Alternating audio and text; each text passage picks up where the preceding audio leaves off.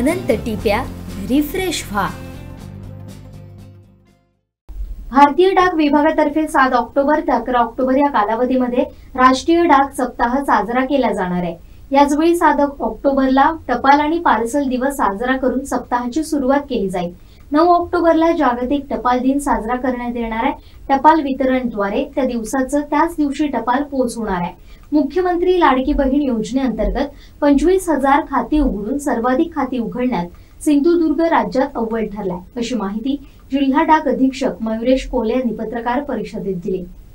आपल्या सर्वांनाच माहिती आहे की 9 ऑक्टोबर रोजी जागतिक टपाल दिन आयोजित केला जातो आणि चालू वर्षामध्ये सुद्धा डाक विभागामार्फत या टपाल दिनाचं औचित्य साधून येत्या या आठवड्यामध्ये 7 ऑक्टोबर पासून ते 11 ऑक्टोबर पर्यंत हे डाक विभागाच्या मार्फत ज्या भारत सरकार विविध जनकल्याणकारी योजना राबवत असतात, तर त्या योजनांची कल्पना लोकांपर्यंत पोहोचावी आणि लोकांना त्याचा जास्तीत जास्त फायदा व्हावा यासाठी वेगवेगळे उपक्रम हे डाक विभागामार्फत येत्या आठवड्यामध्ये आयोजित केले जाणार आहेत। तर आपल्या सिंधुदुर्ग विभागामध्ये सुद्धा वेगवेगळे उपक्रम येत्या या आठवड्यामध्ये साजरे केले जातील। तर माझं आपल्या सर्वांना आव्हान आहे की आपल्या माध्यमातून जिल्ह्यातील सामान्य जनतेपर्यंत या योजनांनी उपक्रम पोहोचवले जावेत, ज्यायोगे लोकांना सामान्य नागरिकांना त्याचा जास्तीत जास्त फायदा घेता येईल। तर यामध्ये सर्वात पहिल्यांदा तर आपल्याला माहिती आहे की डाक विभाग हा टपालासाठी ओळखला जातो आणि टपाल वितरणामध्ये ज्या काही आमूलाग्र बदल डाक विभागाने केलेले आहेत त्यामध्ये विशेषतः डाक विभागामार्फत जलद टपाल वितरणाची जी सुविधा आहे त्यामध्ये विभागानं आता एक नवीन क्रायटेरिया ठरवून दिलेला आहे की आलेल्या दिवशी टपाल वितरण।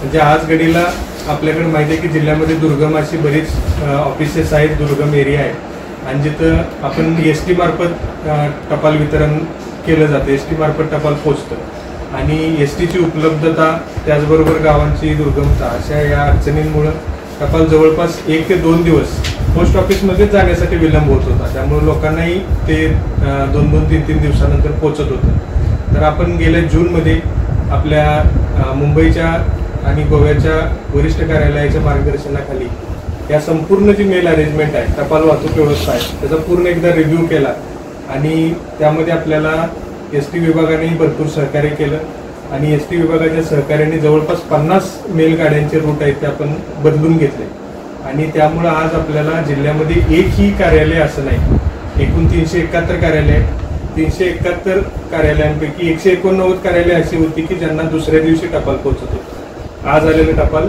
STचे उपलब्धते नसल्यामुळे दुसऱ्या दिवशी पोहोचत होतं। तर त्या सगळ्या 371 कार्यालयांना आज 1 जुलैपासून आपलं रोजच्या रोज टपाल मिळतं। म्हणजे आज जे टपाल आपल्याला गोव्यावरून येतं तेच टपाल आज आपल्याला विजयदुर्गपर्यंत सुद्धा पोहोचतं किंवा आपले तिथले कर्मचारी सुद्धा आहेत त्यांनाही आपण योग्य रीतीने मार्गदर्शन केलेलं आहे। त्यांच्यावरही आपण एक मॉनिटरिंग एक टीम ठेवलेली आहे आणि त्यायोगे आपण प्रत्येक टपालाचं मॉनिटरिंग जे स्पीड पोस्ट रजिस्टर पार्सल आहे तर त्याचं वितरणाचं मॉनिटरिंग आपण करतोय आणि मला सांगायला आनंद आहे की जुलै महिन्याच्या पूर्वी जूनपर्यंत आपला विभाग हा महाराष्ट्रामध्ये जो पिछाडीवर होता, जवळपास 40 नंबरच्या आसपास नंबरला असणारा जिल्हा, आज आपला जिल्हा हा जवळपास पहिल्या टॉपच्या 5 जिल्ह्यांमध्ये आहे टपाल वितरणामध्ये आणि सलग रोजच्या रोज परफॉर्मन्स आपला हा जो आहे तो कायम ठेवला जातोय।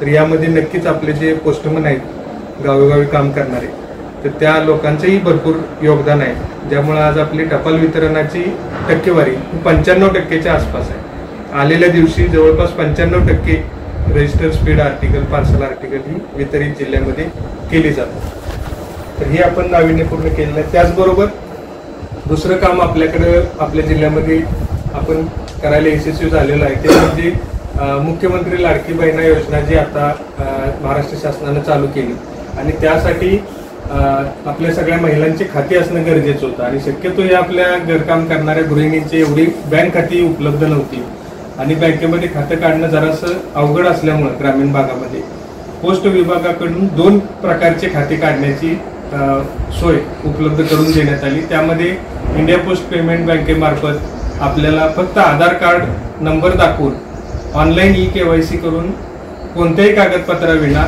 त्यांना खातं काढण्याची सोय होती.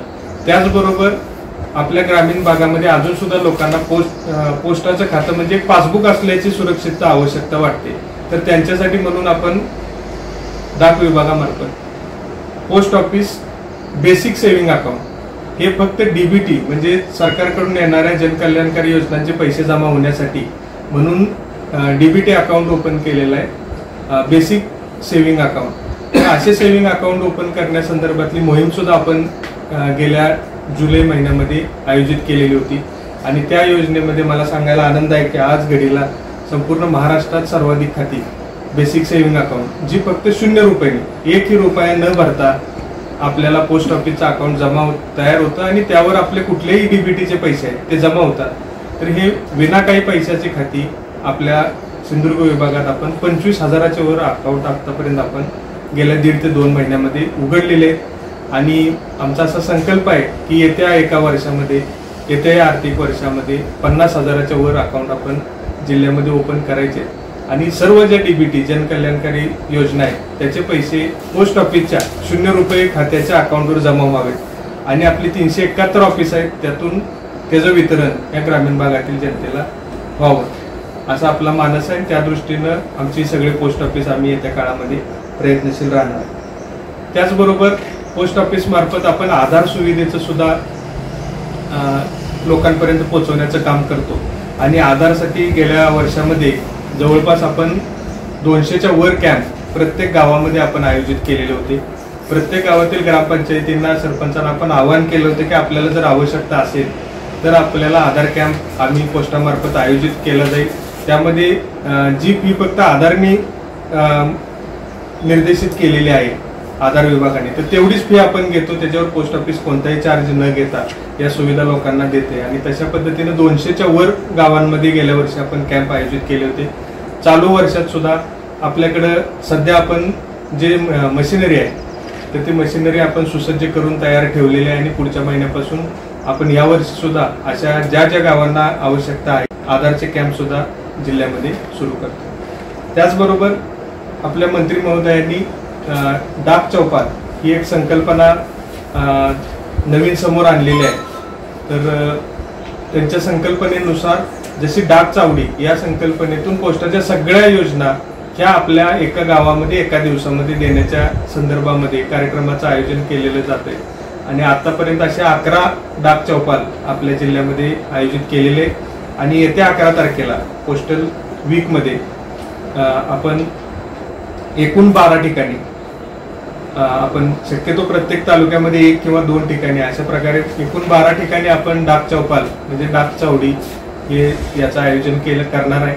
आणि त्यामध्येही सगळ्या ग्रामस्थांनी ज्या या मोफतच्या सुविधा आहेत आधार आहे त्यानंतर बेसिक सेव्हिंग अकाउंट जे आपल्याला आपले कुठलेही म्हणजे लाडली बहिणाचेच नव्हे तर कोणतेही पैसे जे सरकारमार्फत येतात डीबीटीच्या स्वरूपात तर ते जमा होण्यासाठी आपल्याला हे खातं उपयोगी पडेल. तर त्यासाठी त्या सुद्धा सुविधेचा आपण लाभ घेऊ शकता.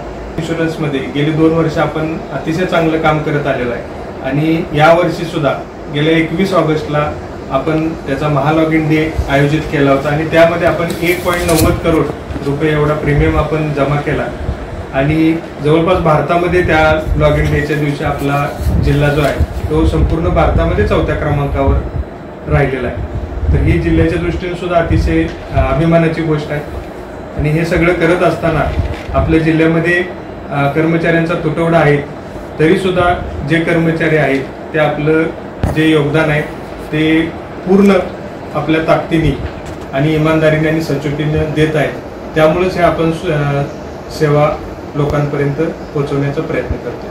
दुसरी एक गोष्ट ते म्हणजे सरकारी खात्याच्या बाबतीमध्ये तक्रार निवारण कक्ष. तर तक्रार निवारणामध्ये सुद्धा माननीय मंत्री महोदयांचं अधिक लक्ष आहे. आणि त्यांच्या लोकांच्या कमीत कमी तक्रारी राहाव्यात, आलेल्या तक्रारींचं लवकर निरसन व्हावं यासाठी सुद्धा एक स्पेशल सेल आपण बनवलेला आहे. आणि मला सांगायला आनंद आहे की त्यामध्ये सुद्धा तक्रार निवारणामध्ये सुद्धा आपण आपल्या रिजनमध्ये पहिल्या किंवा दुसऱ्या स्थानावर नेहमी असतो. आलेल्या तक्रारींचा शक्यतो त्याच दिवशी निपटारा कसा करता येईल याकडेही आपल्या विभागाचं लक्ष आहे.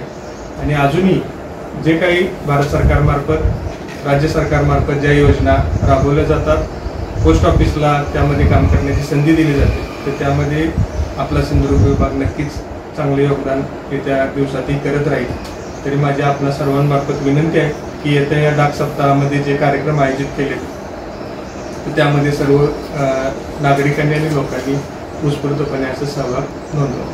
थँक्यू। आमचे दिवसभरातले सर्व अपडेट्स, ताज्या घडामोडी आणि थेट लाईव्ह पाहण्यासाठी सबस्क्राईब करा, लाईक करा कोकणचं नंबर 1 महा चॅनल कोकण 7 लाईव्हचं YouTube चॅनल।